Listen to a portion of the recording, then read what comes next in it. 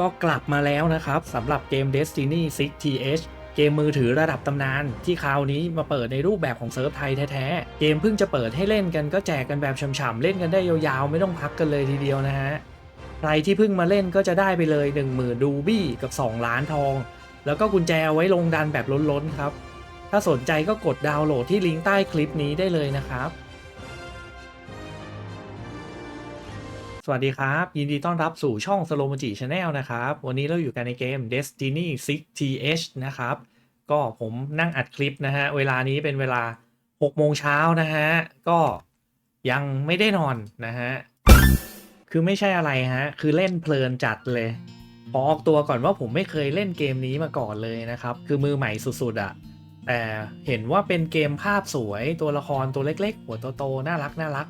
ก็เลยลองดูซะหน่อยอะ กะจะเล่นเพลินๆนะครับแต่พอเล่นไปสักพักเอาเฮ้ยระบบมันก็คล้ายๆ 7K เลยนี่หว่ามีแบบฟาร์มรูบี้นะฮะมีการแบบลงดันใช้กุญแจ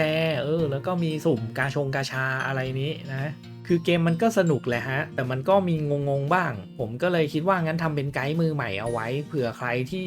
อยากมาลองเล่นเนาะจะได้ไม่ต้องเสียเวลาเล่นแบบมึนๆนะฮะเสียไปหลายชั่วโมงแบบผมครับ ก่อนอื่นผมขอรีวิวเกมนี้แบบสั้นๆให้กับคนที่สนใจก่อนนะครับ Destiny 6 TH รวมๆก็เป็นเกมสุ่มกาชาปองสะสมตัวละคร จากนั้นก็เอาตัวละครมาพัฒนาความสามารถ เพื่อเอาไปตะลุยด่านนะฮะลงดันล่าบอส PVP รวมถึง Guild War ด้วยนะฮะคือฟังดูก็เหมือนจะคล้าย 7K แต่ว่าระบบเกมเพลย์มันไม่เหมือนกันเพราะจะออกเป็นแนว Action RPG ครับไม่ใช่ Turn Based ถ้างั้นเดี๋ยวผมจะพาไปเริ่มไกด์จากระบบเกมเพลย์ก่อนเลยแล้วกันนะฮะ ในตอนที่เราสร้าง ID นะครับแล้วก็ล็อกอินเข้าเกมมาแล้วนะฮะเราจะเข้ามาสู่หน้านี้แหละนะฮะมันก็คือหน้าแรกหน้าหลักของเกมนะฮะซึ่งเราจะทำอะไรไม่ได้เลยนะฮะเราเริ่มต้นเราก็ทำได้อย่างเดียวก็คือไปผจญภัยนะฮะอันนี้เดี๋ยวผมพาไปเลยนะจับมือสอนเล่นเลยนะฮะแล้วก็ตอนแรกนะฮะเราจะมาอยู่ที่แมปแรกก่อนนะครับคือแมปนี้นะแล้วก็ตรงนี้นะฮะจริงๆมันก็ดูเข้าใจง่ายนะครับจริงๆเกมเนี้ยค่อนข้างจะเล่นง่ายแต่ว่ามันอาจจะมีบางอย่างนะครับที่อาจจะงงๆนิดนึงนะครับก็นี่ฮะคุณก็จะเริ่มต้นที่ด่าน1-1ก่อนนะครับก็ไล่ด่านไปเนี่ยแล้วก็เดี๋ยวผมกดให้ดูนะครับในการผ่านด่านนะครับก็คือมันก็จะมีดาวเป็นเงื่อนไขนะถ้าใครเคยเล่น 7K มาก็จะคุ้นๆประมาณนี้ฮะก็จะเป็นการจัดทีมนะครับจัดทีมลงไปนะครับแล้วก็ลงไปสู้นะฮะเดี๋ยวผมให้ดูระบบเกมเพลย์ก่อนนะครับยังไม่ต้องสนใจอะไรมากนี่ครับก็ตอนที่เราลงดันนะเราต้องใช้กุญแจนะไม่มีกุญแจลงไม่ได้เนาะนี่ครับเดี๋ยวผมจะลองลงไปให้ดูนะฮะจะเป็นประมาณนี้กดเข้าไปนะครับซึ่งเกมนะฮะจะเป็นแอคชั่น RPG นะครับเราสามารถคอนโทรลได้นะฮะก็กดนี่ฮะกดปุ่มโยกเดินไปเดินมาได้เลยแบบนี้นะครับซึ่งในตอนเริ่มต้นคุณจะเป็นสปีดช้าๆก่อนแล้วก็ยังออโต้สกิลไม่ได้ในแมปแรกนะฮะก็จะประมาณนี้มันก็ตีเองแหละแต่ว่าสกิลเราต้องกดเองนะครับเนี่ยก็ลากเข้าไปในจอประมาณนี้ฮะออกแนวคล้ายๆ ROV เนาะประมาณนั้นเนี่ยฮะกดบึ้มเข้ามาข้างในอะไรแบบนี้นะฮะอันนี้เป็นเบสิกก่อนนะฮะก็คือไล่ไปนะฮะนี่มันก็จะเดินไปตามแมปมันนะฮะแล้วก็กล้องนะครับเราในส่วนของมุมกล้องเราซูมได้2รูปแบบนะครับก็คือจะซูมแบบข้างบนทะแยงลงมานะฮะหรือว่าจะมองเป็นมุมแนวนอนแบบนี้นะครับก็ตามถนัดเลยนะฮะตรงนี้ฮะก็เนี่ยครับแมปแรกๆนะครับในเลเวลแรกๆเราอยากเร็วเราก็ดึงสกิลเข้าไปนะฮะก็คือเป็นการเล่นแบบแมนนวลนี่ฮะเราก็จะผ่านแล้วอันนี้คือผ่านแล้วครับง่ายมากนะฮะแล้วก็ทีนี้นะครับมันก็จะมีของรางวัลจบด่านเนาะแล้วก็มีการเก็บดาวเก็บอะไรไปทีนี้ฮะตอนจบเราก็จะมีตัวเลือกนะฮะก็คือกลับไปที่ล็อบบี้ไปแผนที่โลกหรือว่าลงเล่นซ้ำนะฮะหรือว่าจริงๆก็จะเลือกเป็นอันนี้เป็นหลักนะฮะก็คือพื้นที่ถัดไปไถด่านนะฮะก็คือเป็นด่าน2ด่าน3ไถไปเรื่อยประมาณนี้นะครับทีนี้ในส่วนของด่าน2ก็เหมือนเดิมนะครับเราก็จะไหลไปเรื่อยๆนะครับเราไถด่านไปเรื่อยๆแต่ทีเนี้ยครับในมุมของเกมเพลย์นะฮะก็จะเป็นประมาณเมื่อกี้เนาะก็จะมีเดี๋ยวผมให้ดูอีกแบบหนึ่งนะฮะในรูปของเกมเพลย์เนาะก็คือนี่ฮะนี่เดี๋ยวผมลงไปอีกรอบหนึ่งก็คือเราสามารถเล่นแบบออโต้ได้แต่ผมรู้สึกว่าต้องผ่านด่าน1-3ก่อนมั้งประมาณนั้นประมาณ1-3เราจะเริ่มกดออโต้ได้มันก็จะออโต้สกิลนะฮะกดปุ๊บมันจะเป็นออโต้สกิลแล้วก็กดเพิ่มสปีดได้ครับเพื่อเราจะเร่งเนาะแบบนี้สำหรับใครที่อยากไปไวๆนะกดแบบนี้ได้นะครับแต่ไม่ค่อยแนะนำเท่าไหร่เพราะว่า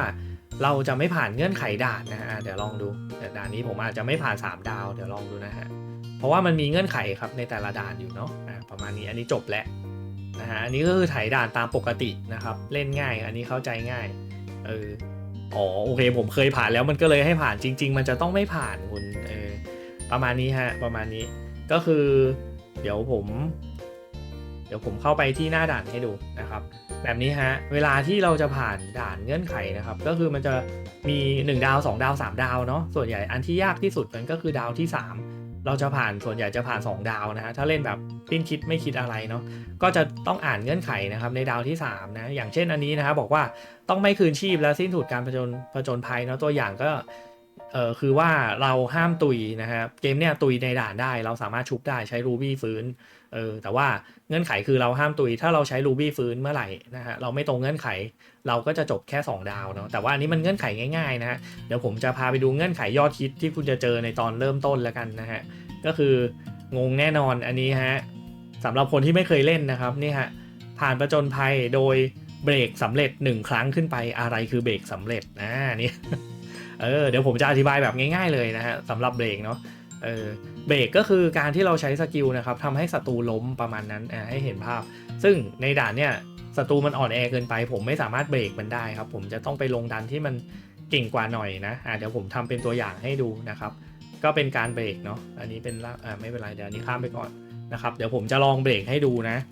แบบช้าๆนะฮะเบรกจะเป็นอะไรที่มาถึงก็เจอของยากเลยนะมาฮะเบรกก็คือผมแนะนำให้คุณเล่นแบบสโลว์ที่สุดแล้วก็ปิดสกิลไปนะครับเพื่อจะได้ทำการเบรกแบบแม่นๆนะฮะเบรกก็คือให้เราสังเกตศัตรูนะครับมันจะมีตัวบางตัวที่มีขีดอยู่อันนั้นคือขีดมันจะบอกว่าศัตรูตัวเนี้ยเบรกได้เนี่ยฮะเห็นไหมเห็นเลขขีดเลข1ตรงนี้ไหมฮะตัวเนี้ยคือเบรกได้นะครับแต่มันจะเบรกได้ตอนไหนก็ตอนนี้ฮะพูดถึงก็มาเลยคุณเห็นวงไหมเนี่ยครับจะเป็นวงใหญ่ๆรอบตัวมันฮะจังหวะนั้นฮะให้เราใช้สกิลสีแดงที่มีตัวเลข1เลข2ตรงนี้ครับใส่มันนะฮะให้ตรงจังหวะตรงเนี้ยก็เลยต้องเล่นมือนะครับถ้าออโต้ส่วนใหญ่จะเบรกไม่ได้เนี่ยฮะอันนี้คือยังไม่ตรงจังหวะอันนี้ผมกดลั่นเร็วไปนะก็จะไม่ได้เนาะอย่างนี้ได้แล้วฮะอย่างนี้ได้แล้วเนี่ยมันขึ้นวงเห็นไหมครับแล้วก็ลากสกิลใส่มันปั๊บเนี่ยฮะเบรกขึ้นเลยเนาะเบรกก็คือประมาณว่าศัตรูล้มแล้วเราซ้ำนะฮะมันก็จะแรงกว่าปกติประมาณนี้ฮะเงื่อนไขด่านก็คือให้เราเบรกศัตรูให้ได้แบบนี้ครับประมาณนี้อันนี้ก็จะผ่านด่านได้เนาะอันนี้เป็นเงื่อนไขแรกนะฮะแล้วก็จริงๆมันก็จะมีเดี๋ยวผมขออนุญาตออกดันก่อนแล้วกันยอมแพ้ไปนะแล้วก็เดี๋ยวแนะนำให้ดูอีกสัก 2-3 ก็เงื่อนไขแล้วกันครับมันจะมีอีก 2-3 เงื่อนไขที่จะเจอบ่อยในช่วงแรกเนาะในการผ่านด่านนะฮะผมไปผจญภัยนะครับนี่จะบอกว่าเมื่อกี้ยากสุดแล้วฮะ มีง่ายที่เหลือง่ายกว่านั้นหมดเลยนะฮะโอเคเดี๋ยวดูด่านนี้ให้ทำอะไรนะฮะผจญภัยสำเร็จหลังจากใช้สไตรเกอร์1ครั้งจริงๆสไตรเกอร์ก็จริงๆมันไม่ยากหรอกนะฮะแต่มันจะมีเงื่อนไขว่าอย่าพลาดแบบผมนะฮะพลาดก็คือยังไงพลาดก็คือว่าเราเก็บเลเวลเราปั๊มเลเวลเยอะเกินไปฮะศัตรูมันอ่อนแอนะฮะเราจะไม่ทันใช้สไตรเกอร์นะมีวิธีง่ายๆก็คือเอาตัวอ่อนๆลงไปนะครับจะช่วยได้จะช่วยให้เราผ่านเงื่อนไขตรงนี้ได้เดี๋ยวผมลองทำให้ดูเป็นตัวอย่างนี่ฮะเดี๋ยวผมจะเอาตัวไก่ลงไปแทนนะครับเหลือตัวเก่งไว้ตัวเดียวแบบนี้ก็จะได้นะฮะสไตรเกอร์คืออะไรนะฮะมันคือตำแหน่งนี้นะครับมันคือตำแหน่งนี้คือเราสามารถเอาตัวละครมาวางไว้เพื่อจะออกเป็นสกิลพิเศษเรียกว่าเป็นสไตรเกอร์เนาะในตอนเริ่มต้นนะฮะผมแนะนำไกด์ไปแบบนี้เลยแล้วกันในตอนเริ่มต้นนะฮะบางทีเราจะมีอยู่แค่3ตัวละครใช่ไหมในตอนเริ่มต้นเนาะเราจะเป็นแบบนี้ฮะในการจัดทีมสับไปสับมานะคุณสามารถลากได้นะฮะกดจิ้มค้างแล้วก็ลากไปลากมาได้ในตอนเริ่มต้นเราจะมีแค่3ตัวละครนะครับเราจะไม่สามารถทำสไตรเกอร์ได้นะครับวิธีทำก็คือคุณก็ต้องสละ1ตัวมาอยู่ตำแหน่งนี้นะฮะในตอนเริ่มต้นเนาะก็จะได้และตัวสไตรเกอร์ประมาณนี้ฮะเดี๋ยวผมลงไว้ให้ดูแล้วก็ต้องเก็บหลอดครับสไตรเกอร์มันจะอยู่ตำแหน่งข้างขวาฮะในแมปเนี้ยฮะตรงนี้ฮะตรงปุ่มเนี้ยครับคือสไตรเกอร์แต่ว่าเราจะต้องเก็บเกรดนี้ให้เต็มก่อนครับถึงจะใช้ได้นะอันนี้เป็นเงื่อนไขนะครับของสไตรเกอร์การเก็บเกรดก็คือตีมอนไปเรื่อยๆนะครับตีเนี่ยมันก็จะสะสมไปเรื่อยๆฮะแต่ว่าถ้าเราเก่งเกินไปนะครับเลเวลเราเยอะเกินไปเราตีมอนตุยเร็วเกินนะฮะเราจะเก็บเกรดเนี่ยไม่ทันนะเราจะผ่านด่านก่อนแล้วเราจะไม่ผ่านเงื่อนไขดาวที่3เนี่ยฮะก็แปลว่าเราอย่าปั้นตัวละครเราเก่งเกินประมาณนี้ครับเนี่ยฮะค่อยๆสะสมไปเดี๋ยวผมเร่งสปีดหน่อย แล้วก็ออโต้สกิลได้นะครับไปไหลไปปึ๊บปั๊บอย่างโอ้โหอลังการนะฮะตัวนี้คือตัวแรนะผมก็ไปฟังเข้ามาอีกทีนี่ฮะมันจะสไตล์จริงๆถ้าเราออโต้มันก็จะสไตล์ให้นะหรือเราจะกดเองก็ได้นะฮะเราก็แค่ลากลงไปเนาะตอนมันเต็มอันนี้คือผ่านแล้วเงื่อนไขสไตล์นะครับประมาณนี้ถ้าทำได้อย่างเงี้ยก็คือผ่านนะครับแต่ถ้ามอนตุยเร็วเกินนะฮะก็ไม่ผ่านง่ายๆแบบนี้อันนี้ก็ดูไม่ยากเนาะมันแก้ง่ายนะฮะโอเคแล้วก็อีกหนึ่งเงื่อนไขนะครับอีกหนึ่งเงื่อนไขที่เราจะเจอก็คือเนี่ยฮะเขาจะบอกให้เราวางสกิลป่ะเดี๋ยวเข้าไปดูด่าน5ไหมนี่ฮะผจญภัยโดยใช้การลากสกิลอันนี้ง่ายเลยนะครับอันนี้ง่ายเลยอันนี้ง่ายมากๆนะครับจริงๆควรจะเอาตัวออกจากสไตล์ก่อนถ้าไม่มีเงื่อนไขสไตล์ก็เอาออกมาได้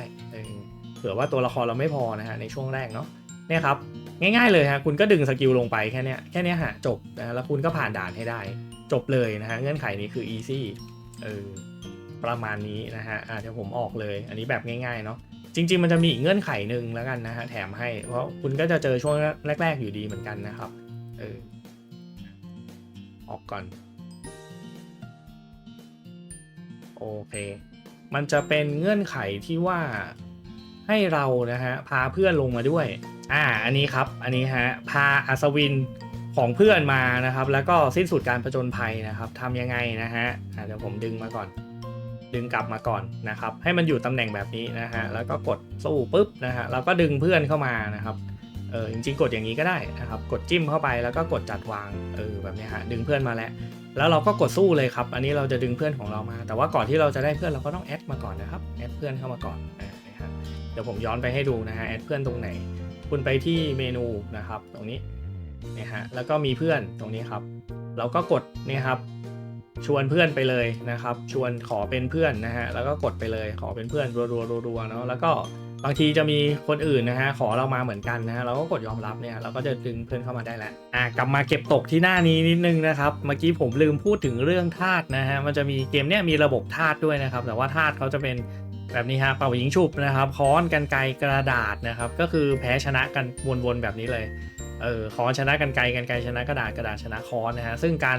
แพ้ธาตุนะฮะชนะธาตุกันนะฮะจะมีผลค่าความเสียหายนะครับที่เพิ่มขึ้นและลดลง 30% นะครับแบบนี้นะฮะซึ่งการที่เราจะดูว่าชนะหรือแพ้ศัตรูในด่านนะครับก็คือจะดูที่ลีดเดอร์เป็นหลักเลยนะครับลีดเดอร์คือข้างบนตรงนี้ฮะตำแหน่งนี้นะครับมันจะมีมงกุฎอยู่เห็นไหมให้เรานะฮะใส่ตัวที่เราชนะนะครับก็จะทำให้ทั้งทีมได้เปรียบเนี่ยฮะมันจะขึ้นมาเลยว่าได้เปรียบแบบนี้ครับได้เปรียบธาตุเนาะแบบนี้ครับอันนี้ส่วนของธาตุนะฮะแล้วก็อีกส่วนหนึ่งนะครับก็คือเรื่องการเก็บดาวนะครับการเก็บดาวเนี่ยเราเก็บไปทำไมนะครับเราทำ3 ดาวเมื่อกี้นะครับเพราะว่ามันจะมีของรางวัลนะฮะที่เกี่ยวข้องกันกับการเก็บดาวถ้าใครเล่น 7K มาจะคุ้นอันนี้มากเลยนะฮะมันคือดาวของแมปใช่ไหมของเอพิโซดนะครับนี่แหละก็คือต้องสะสมดาวนะครับแล้วเราจะได้ของรางวัลนะฮะในแมปเนาะเหมือนหีบในแมปนะฮะประมาณนั้นนะครับแล้วก็มีอีกส่วนหนึ่งนะครับที่ทำให้เราฟาร์มรูบี้ได้เร็วมากๆนะครับมันจะมีอยู่2จุดเนาะก็คือเวลาที่เราผ่านนะครับทั้งด่านเลยนะผ่านด่าน1-9นะครับก็คือผ่านทั้งด่าน1เราจะสามารถรับรางวัลได้นะมันจะอยู่ข้างๆครับมันก็จะมีรูบี้เนาะบาง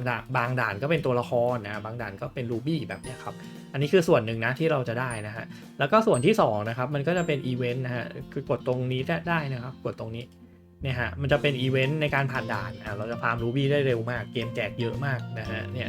ก็คือพอเราผ่านด่านเราสามารถมากดรับรางวัลพวกนี้ได้หมดเลยนะครับมันก็จะแยกย่อยไปตามด่านอันนี้คือบทที่1เนาะบทที่2บทที่3แบบนี้อันนี้ผมผ่าน3บทแล้วก็รับไปช่ำๆนะฮะเอาไปสุ่มกาชากันส่วนการจัดทีมจะมีอีก1อย่างที่สำคัญนะฮะก็คือสิ่งที่เราเรียกว่าสกิลผู้นำหลักนะฮะก็คือคนที่เป็นผู้นำนะฮะจะมีสกิลติดตัวมานะครับแต่ละคนไม่เหมือนกันนะฮะก็เลือกที่เราต้องการจะใช้นะฮะให้สัมพันธ์กันกับทีมเราเนาะแล้วก็อีก1สิ่งนะฮะก็คือสกิลของผู้นำสไตล์นะฮะด้านล่างนะครับก็คือมี2สกิลนั่นแหละนะครับคนที่อยู่ตรงสไตล์ก็มีสกิลนะฮะคนที่อยู่ตรงข้างบนก็มีสกิลผู้นำหลักนะครับอันนี้เอาให้สัมพันธ์กันในทีมนะครับ มาถึงเรื่องที่น่าตื่นเต้นกันบ้างนะฮะระบบกาชานะฮะเราก็กดเข้าไปเลยที่นี่นะฮะอัญเชิญนะครับเข้ามานะฮะแล้วก็เราก็จะใช้ Ruby นะครับที่เราสะสมกันมานะฮะในการสุ่มเนาะแต่ว่านะฮะเกมจะมีให้เราสุ่มฟรีอยู่นะฮะวันละ1ครั้งนะครับอันเนี้ยนี่ฮะเราสามารถกดได้เลยนะครับตรงสุ่มฟรีนะฮะจิ้มไปปั๊บนะมาแล้วโอเคอันนี้สังเกตง่ายๆนะเราสามารถสปอยตัวเองได้โดยดูพื้นหลังนะฮะถ้าพื้นหลังเป็นสีฟ้าคือของดีนะครับได้ตัวแรงนะอันนี้เกลือนะครับฟึบโอเคโอ้โหเป็นแบบเชิดสิงโตมาเลย โอเคเชาชื่อเชานะฮะไปต่อครับไปต่อเดี๋ยวเราต้องใช้ Ruby ของแท้นะฮะมาต่อใช้ Ruby นะฮะ 3,500 Ruby นะครับในการอัญเชิญ10ครั้งไปฮะ3 2 1โอเคมาโอ้โหพื้นหลังฟ้านี่ไงของแท้ใบทองฮะโอ้โหเกมนี้มันเรทดีนะครับ10โปรมาเลยนะฮะตัวทองมาแล้วฮะมาลุ้นฟึบมีกี่ใบเบิ้ลไหมไม่เบิ้ลว่ะมา1ตัวนะครับนี่ฮะการ์ดทองนะครับอันนี้ก็คือตัวละครนะฮะกาชาตัวทองนะปับมาแล้วฮะอาถาดใช่ไหม ไม่ใช่ชื่ออาคาร์ดอาคาร์ดนะครับอาคาร์ดมานะอย่างหล่อนะฮะตัวนี้นะเป็นเอลอย่างเท่นะครับ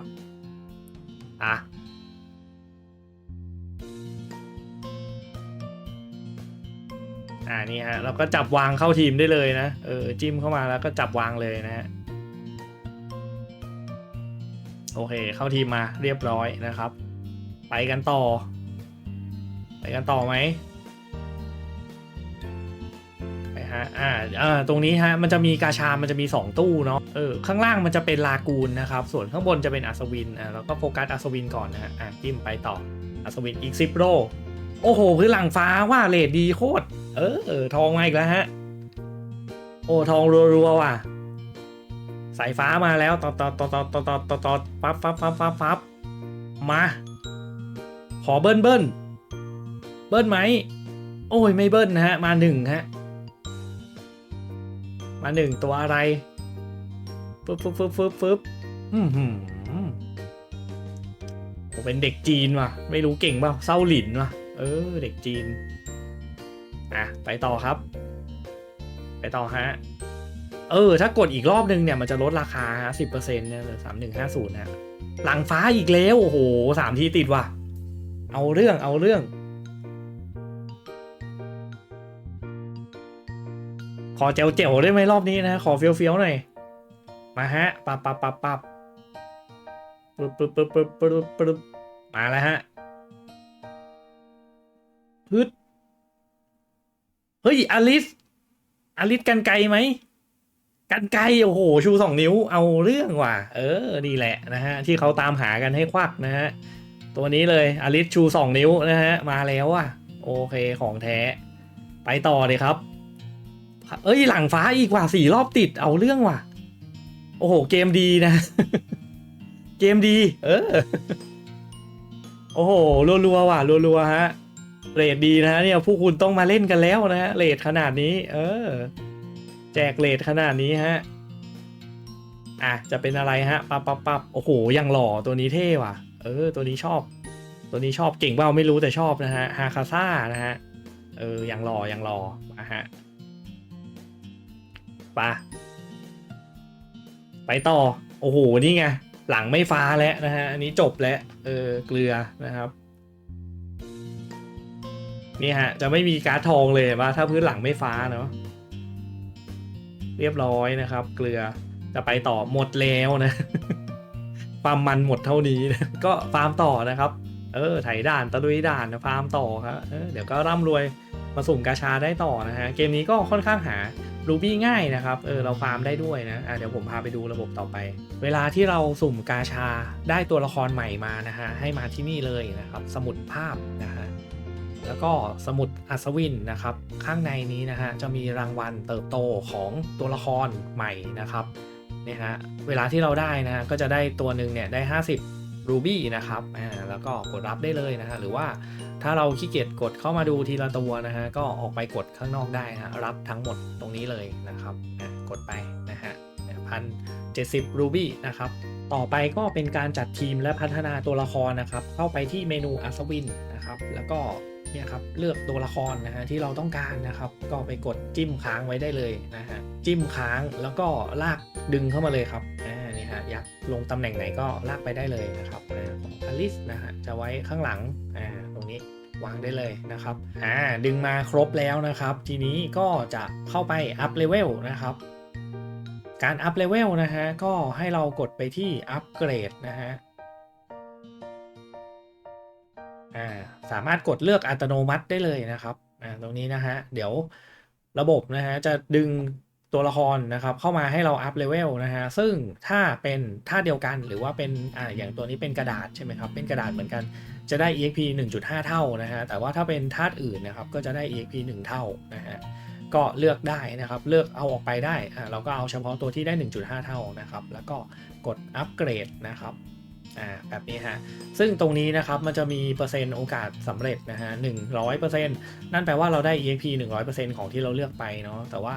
ก็มีโอกาสนะฮะอาจจะได้150หรือ 200% ทำให้เราอัพเลเวลได้เร็วขึ้นด้วยตรงนี้นะฮะแล้วก็ไปที่ตัวต่อไปนะฮะนี่เราก็กดเหมือนเดิมนะครับกดเข้าไปอีกตัวหนึ่งแล้วก็กดอัปเกรดนะครับซึ่งถ้าเป็นคนละธาตุนะครับเราก็จะสามารถอัพ 1.5 เท่าได้เนาะนี่ฮะมันก็จะใช้วัตถุดิบนะครับแยกกันแบบนี้ครับกดไปเลยปึ๊บ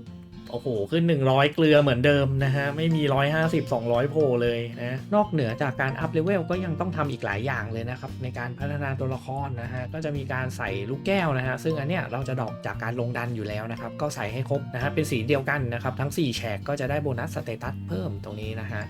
แล้วก็ส่วนของตานะครับอันนี้เราสามารถหาซื้อได้จากร้านค้านะฮะก็แต่ว่ามันต้องปลดก่อนนะครับต้องปลดช่องก่อนถึงจะใส่ได้นะอันนี้ผมก็ยังไม่ปลดนะครับแต่ว่าก็ซื้อมารอไว้นะแล้วก็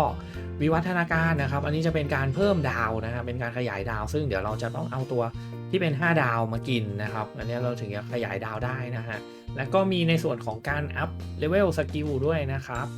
แล้วก็ส่วนของฉายานะฮะอันนี้เราก็จะดรอปมาอยู่แล้วนะครับก็อย่าลืมมาใส่กันด้วยนะฮะอันนี้ก็ได้สเตตนิดๆหน่อยๆนะฮะแล้วก็สุดท้ายนะครับปลุกพลังหินพวกนี้เราจะลงดันนะฮะไปอัพดาวเป็นสีชมพูได้นะครับต่อมาก็จะมีส่วนของดันเจียนนะครับที่เราจะลงเพื่อหาของมาพัฒนาตัวละครนะฮะก็จะมีหินอัพดาวนะฮะชมพูนะครับแล้วก็มีลากูนนะครับเอาไว้อัพตัวเนาะแล้วก็เนี่ยฮะมีหินตาด้วยนะฮะนี่ครับตาจิตวิญญาณสามารถหาได้นะฮะโอเคแล้วก็ดันต่อไปนะครับก็จะเป็นดันล่าบอสนะฮะอันนี้ก็จะล่าบอสล่ารางวัลนะครับทำอันดับแล้วก็รับรางวัลความสำเร็จนะครับแล้วก็ส่วนสุดท้ายนะครับอันนี้ผมยังไม่เคยลงนะฮะเป็นดันเจี้ยนลับอันนี้ผมไม่เคยลงนะฮะก็เดี๋ยวรอดูก่อนแล้วดันถัดไปก็จะเป็นหอคอยนะฮะให้เลื่อนมาทางขวานิดนึงตรงนี้นะครับนี่ฮะข้างในก็จะมีเนี่ยครับคล้ายๆ 7K เลยไหมไต่หอขึ้นไปเรื่อยๆนะฮะรับรางวัลตามลำดับนะฮะโคตรเยอะนะครับเนี่ยช่ำๆเลยแล้วก็ยังมีหมวดต่างๆที่อยู่ในหน้าหลักของเรานะฮะก็จะเริ่มตั้งแต่ระบบกิลด์นะครับอันนี้เราก็เข้ากิลด์เนาะแล้วก็ทำเควสกิลด์นะครับล่าบอสกิลด์ล่ารางวัลไปนะครับตรงนี้นะฮะแล้วก็ส่วนถัดมานะฮะก็จะเป็นเรือห่อนะครับอันนี้สำคัญมากๆนะฮะก็คือถ้าเราปลดเลเวลถึงแล้วนะฮะให้มาปลดล็อกตรงนี้ทั้งหมดนะครับตรงนี้จะเป็นระบบฟาร์มนะครับฟาร์มได้ทั้งทองทั้งกุญแจนะครับแล้วก็รูบี้นะฮะอันนี้สำคัญเลยเนาะใครที่เป็นสายบริหารบี้ห้ามพลาดนะฮะตรงนี้ถ้าระดับเลเวลของเราถึงแล้วก็สามารถอัปเกรดได้ด้วยนะฮะก็จะได้ผลิตของได้มากขึ้นด้วยนะครับส่วนโหมด PVP ก็ห้ามพลาดเช่นกันนะฮะมาแบบจัดหนักจัดเต็มมี2ระบบเลยนะครับมีสงครามทั่วไปนะครับแล้วก็สงครามกลุ่มนะฮะก็ต้องเล่นทั้งคู่นะฮะวันละ5รอบเนาะส่วนระบบร้านค้านะฮะก็จะมีทั้งที่ใช้ทองนะครับที่หาได้ในเกมนะฮะซื้อได้นะฮะจากร้านนี้นะครับแล้วก็จะมีนะครับที่ใช้ Ruby นะครับแล้วก็เติมเงินนะครับก็จะอยู่ในร้านค้าด้านล่างนะฮะอันนี้ก็จะเป็นแพ็คนะฮะที่เป็นแพ็คเติมเงินนะครับอันนี้เราเลือกเอาที่เราชอบเลยนะครับเลือกที่เราต้องการนะฮะในนี้มีทุกอย่างให้เลือกสรรจริงๆนะฮะโอเคแล้วก็ตรงนี้นะครับก็จะเป็นแต้มชื่อเสียงนะฮะก็เราก็เล่นกิจกรรมอะไรต่างๆครับเอาแต้มชื่อเสียงมาซื้อของในนี้ได้เช่นกันนะฮะแล้วก็นี่ฮะในร้านฟังก์ชันก็จะใช้ Ruby ซื้อนะครับในร้านเติมก็เป็นการเติมนะฮะเติม ใช้ Ruby นะครับเติมกุญแจนะฮะเติมมีดเอาไว้สำหรับเล่นรอบ PVP ต่างๆตรงนี้เนาะซื้อทองก็ได้นะฮะโอเคแล้วก็มีร้านขาย Ruby นะครับอันนี้ก็จะเป็นเติมเงินนะครับเข้ามาเนาะแล้วก็มีบอสกลุ่มนะฮะนี่ก็เป็นคะแนนนะครับเป็นแต้มล่าบอสนะครับส่วนคอสตูมของเกมนี้ก็เรียกได้ว่าไม่ธรรมดานะฮะเนี่ยฮะกดเข้ามาดูได้เลยนะมีเยอะมากๆนะครับโอ้โหแบบครอบคลุมตัวละครเป็นหลาย10ตัวนะฮะเนี่ยมีแบบตามเทศกาลด้วยนะมีคริสต์มาสฮาโลวีนเรียกได้ว่านะฮะบี้ในมือนี่สั่นยิกยิกยิกยิกงึกงึกงึกงึกเลยฮะโอ้โหดูนี่ครับมีชุดว่ายน้ำนะฮะมีเพียบนะฮะก็หวังว่าข้อมูลนี้จะเป็นประโยชน์และช่วยให้ทุกคนเล่นเกมได้สนุกขึ้นครับถ้าใครชอบคลิปนี้ฝากกดไลค์เป็นกำลังใจให้กันหน่อยนะครับและฝากกด Subscribe เอาไว้เวลาที่ผมขึ้นไลฟ์หรือว่ามีคลิปใหม่ๆก็จะได้ไม่พลาดกันนะครับถ้ามีข้อมูลผิดพลาดยังไงก็ขออภัยไปล่วงหน้าขอบคุณทุกคนที่เข้ามารับชมกันด้วยนะครับแล้วเจอกันใหม่ในคลิปต่อไปครับสวัสดีครับ